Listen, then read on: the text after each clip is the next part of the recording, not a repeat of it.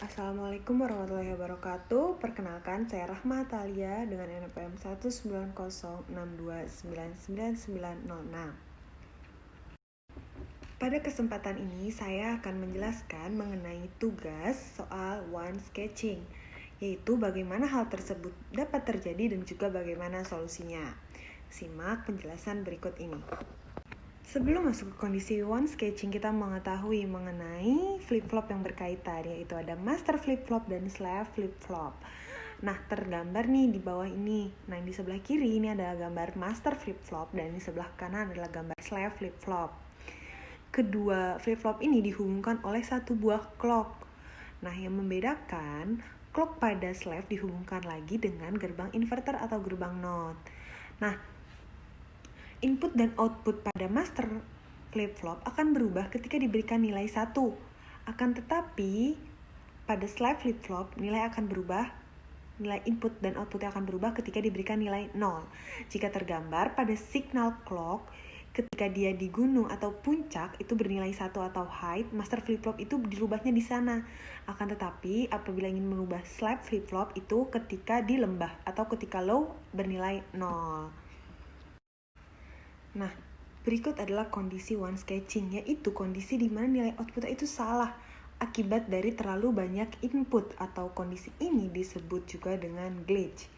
Nah, bisa dilihat nih di garis paling bawah, garis berwarna merah, output yang dihasilkan itu harusnya adalah 0.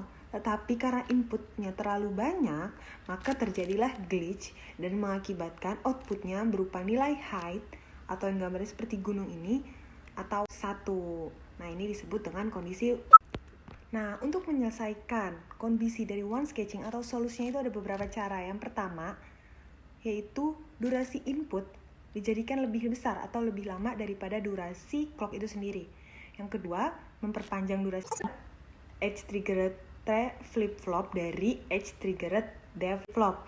Nah, yang akan saya bahas di sini juga ada hanya salah satu solusi, yaitu bagian NPM genap, yaitu membuat edge triggered T flip-flop atau toggle dari edge triggered D flip-flop.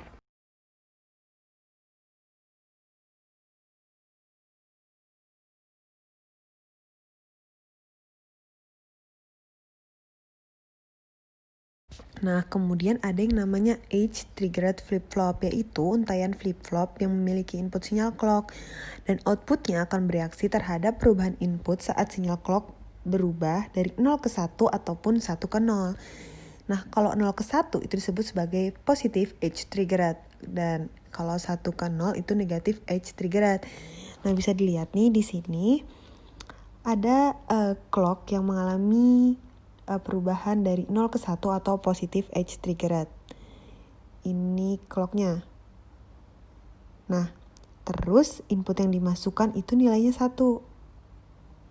Nah, maka output yang dihasilkan itu nilainya juga 1. Nih. Nah, tetapi clocknya itu berubah lagi nih. Dari 0 ke 1 lagi. Nah, inputnya itu nilainya 0. Nah, nilai outputnya juga 0. Nah, tapi ada input yang mengalami glitch di sini. Nah, akan tetapi glitch ini itu tidak termasuk dalam edge di sini, sehingga tidak memengaruhi output pada flip-flop ini, sehingga hasilnya outputnya tetap 0. Sekian penjelasan dari saya. Kurang lebihnya mohon maaf. Semoga video ini bermanfaat. Terima kasih. Wassalamualaikum warahmatullahi wabarakatuh.